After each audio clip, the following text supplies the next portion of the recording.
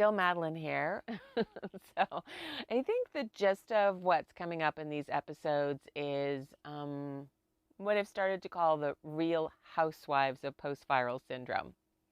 How the four pillars of the post-viral syndrome that I'm going to talk about, like to duke it out and hair pull and throw drinks in faces and have basically a dynasty sequence in the pool kind of catfight brawl, both with each other and with other illnesses they create and pre-existing illnesses that they interact with, and then poverty throws itself into that Real Housewives brawl. And then, of course, you have the bias, the medical bias, the gender bias that amplifies and instigates a whole other land of facets of these problems. And so in these segments coming up, I do my best to try to talk through all of that. So, but I think before I talk about my disease, I really just don't want to be my disease. I am not just my disease. Let's tell you a story from I think from a standpoint that my friends view me. So I was in university. I was studying theater. And so at the best of times when you're a theater student, they encourage you to be left of center. But I was always left of center in regards to I loved fun clothes and I wasn't sort of shy about dressing up. And I had a lot going on. I had a lot that was difficult. And I found that light things. And I liked even just being a source of lightness for people around me. Again, purpose has been very important to me. So where I was going to university, they had a lot of leafy trees and it was quite windy. And so it regularly dropped branches. And I used to like to wear big hats with a scarf. And so I'd stick these gigantic branches full of leaves into my hat and wander around. I'd go to class and I'd forget it was there. And it got so bad that I found out years later that some of my classmates took to calling me Le Branch.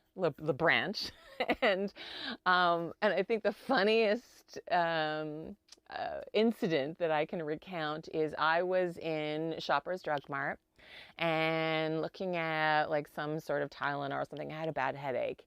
And so I'm not in the greatest mood. And suddenly I realized there's a small child standing next to my knee. And I'm looking down and he's staring slack-jawed at the ceiling. And I'm trying to figure out, I look up, I'm trying to figure out what he's looking at. And I catch sight of the branches in my, because when I look up, I can kind of see them. And then I realized that day I'd actually stuck branches all over my knapsack because it was like so windy and they were so beautiful. And I sort of brought them home like they were bouquets and put them around my apartment. And so I was just covered in branches like I was an Ent from Lord of the Rings. And so this child in the middle of a pharmacy is like, what's happening? But you have to understand, I did this so often, and that was my local pharmacy. Like nobody else had looked at me sideways. So I had literally forgotten that I was covered in branches. And that probably is the best way to sum me up. All right. Now on to the serious. I tried to take some notes so I wouldn't forget.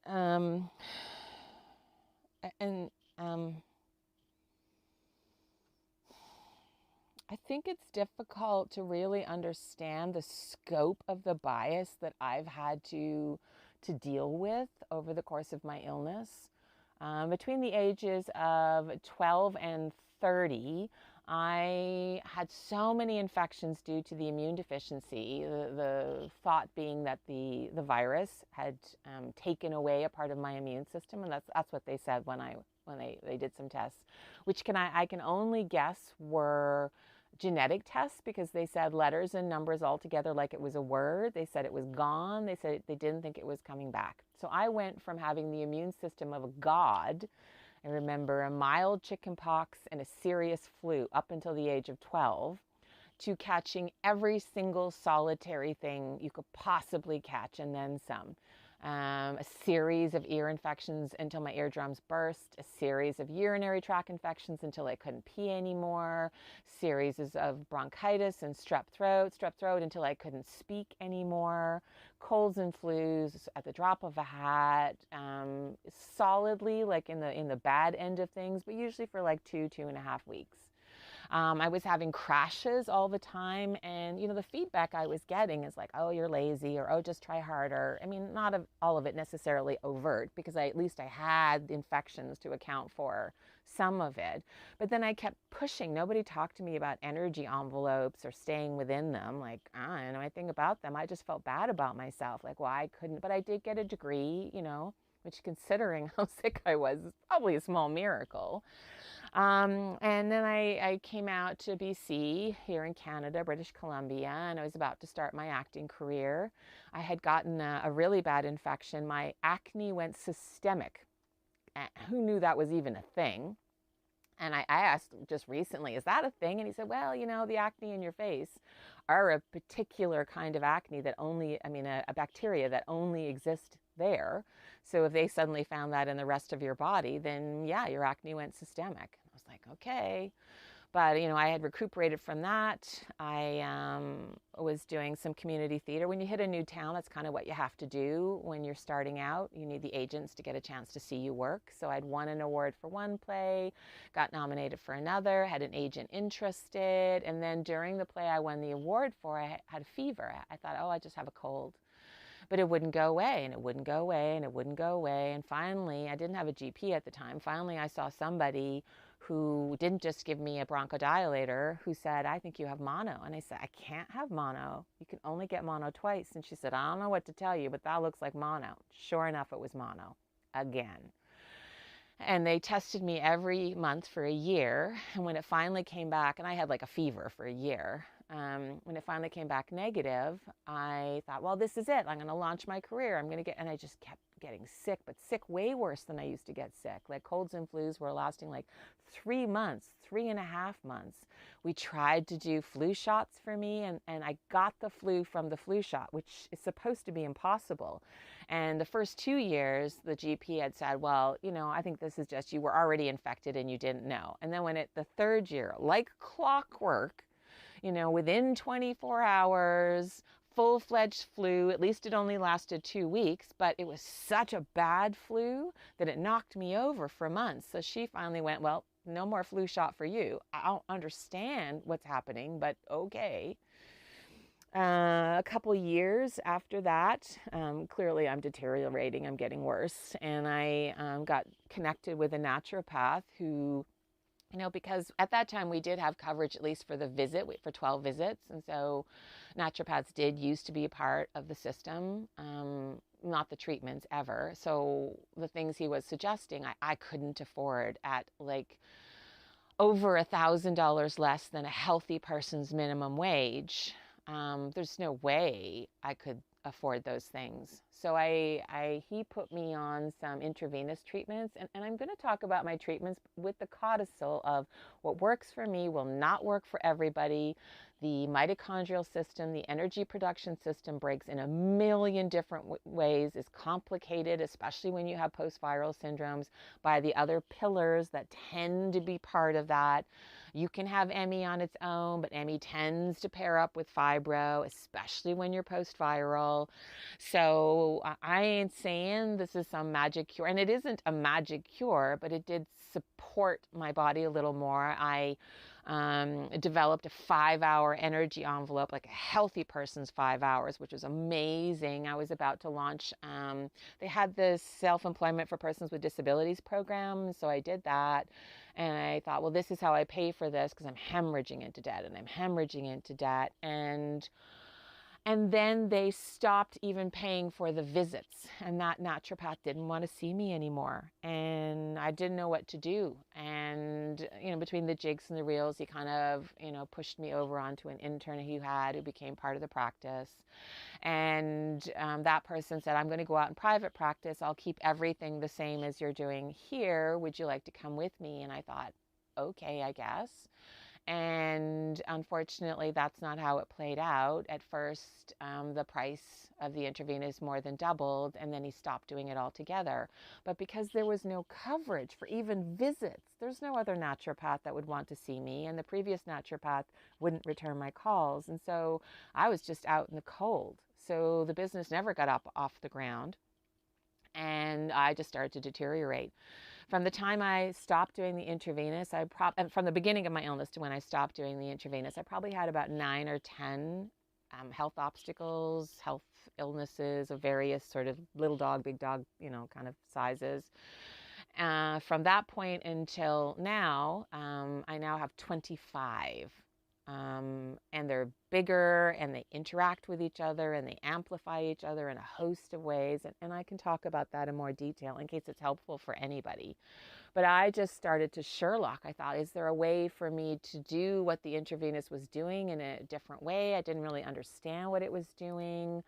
It took a lot to sort of understand what a huge impact the immune deficiency was having on the mitochondria, how much energy it was stealing, what a huge impact it was having on pain. There's, and again, I'll dive a little more into those later, but this is sort of brief overview time, although it's not that brief because it's a long history. About 3 years ago, I reached out to my local provincial representative's office, and I said, I'm in trouble. Like these supports are not real supports. If you're giving me 10 visits per year total, and I have to share them out among massage and physio, then that's not, and it's $23 and nobody charges that, and I can't possibly fill in the gap, then that's not real coverage. And I recently came to understand part of what's happened with naturopathy not even accepting the $23 is that it costs more to administrate the MSP, which is the name of a medical service provider. So it's their number and how they administrate it and how they asked for the Social Development and Poverty Reduction Ministry, which is our ministry if you're a PWD, person with disability on assistance. And so it costs more to administrate that system than the money they were receiving. And the money never covered treatments. It only covered the visit. So it's not real coverage. And I tried to explain all that. I tried to explain that nothing is covered at governing body rates. We're in the same category of coverage with the Ministry of Health as a healthy low-income earner. When these things are all treatments, you could theoretically, I suppose, quantify them as preventative medicine for a healthy person who has $1,000 more a month than we have. But for us, it's treatment. It's treatment that prevents brutal deterioration and prevents. Because again, I worry about the word prevents because they're like, rah. But it's like, it's not preventative medicine because the minute you become disabled, that ship has left the shore. Preventative medicine is preventing you from becoming ill, preventing you from becoming disabled. But that's already happened. These are essential treatments. And so I started talking with them the following summer. I let them know I was going to have to start the MAID process when I ran out of money. The only reason I'm still alive, I stayed alive those next couple of years, is credit cards kept raising my rates because I'm very good at paying back my bills, or at least paying more than the minimums. And then I got connected by a friend because I started having to tell people about MAID, like sort of these little, MAID is medical assistance in dying. Sorry, I'm realizing that people haven't listened to the other podcast. Medical assistance in dying here in Canada, which used to be only on foreseeable death. And when I started the process, the thing I was most worried about, like it is with every allopathic doctor, which allopath means like traditional medicine doctor, that the discrimination factor, the gender bias on these illnesses means I have to like push a rock up a hill to get them to begin to understand the disease. Well, these doctors understood completely. I was not their first ME patient, not by a long shot, not even a little bit. And they said, well, we're not legally allowed to quantify it as foreseeable death until you can't move and you can't speak and you can't eat. So you're trapped in bed. And I thought, oh my God, like what if I can't give that final assent? And she said, well, if you can blink your eyes or if you can nod your head, then, and I'm just like, oh, it's terrifying, but okay. But now they've changed it to quality of life. And what I can't get people to understand is I'm already in foreseeable death. It's like, dude, the general allopathic community acting like this is like some imaginary creature does not, this whole thing you get said to you like, oh, your illness is subjective. The subjectivity exists in the discrimination and the prejudice and bias in the system that they haven't bothered to develop tests to assess what's going on. That's the subjectivity. So I am not subjectively dying. I'm objectively dying in a system that's like running around like with their fingers in their ears and their eyes blindfolded. Just because I'm a girl, I guess? I don't know. Because men get this illness, but I think as many of you already know, it afflicts women proportionally much higher than men. 75 to 80% of ME sufferers are women. Although the COVID-19 long haulers, that proportion seems a little more balanced. Men have really been quite profoundly afflicted by that virus, and the post-viral syndrome and the ME that is a part of that is at least getting more attention brought to bear. But the long and the short of it is, as I've already said in the larger podcast, I'm in a situation where I'm in a 50-story burning building. Do I jump or do I burn? I had somebody say, well, you feel uncomfortable and that's why you've applied for me. I was like, uncomfortable? I haven't seen mere discomfort since I was like 8, I think. I had an architectural issue that started like my festival of pain. But mere discomfort? I mean, if you could get me to adequate, that'd be great. I can make do with adequate. It's not fun, but at least I could make do. But to know that I'm going to be trapped in bed, immobilized in some care home by a biochemical issue that I can't get traction on. I can't get them to even look at what I'm doing. I had a circular conversation with an air quote specialist, and forgive me for saying that. She seemed like a nice person.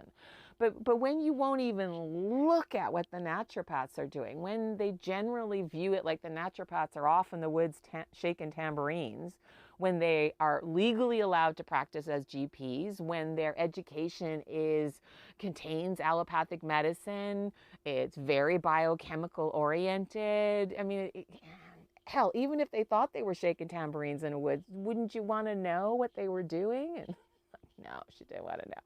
And she said, well, it doesn't reach our high standards of testing. And I said, but you won't look at it. If you won't look at it, how does it get tested? Because the naturopaths are not under the system, so they don't have any sort of access to whatever testing it is you think should be done. And she even said something that was straight up erroneous, which is, oh, well, Canada Health hasn't approved it. It's like the naturopaths would not legally be allowed to administer these intravenous and oral treatments if it wasn't okayed by Health Canada. Hello.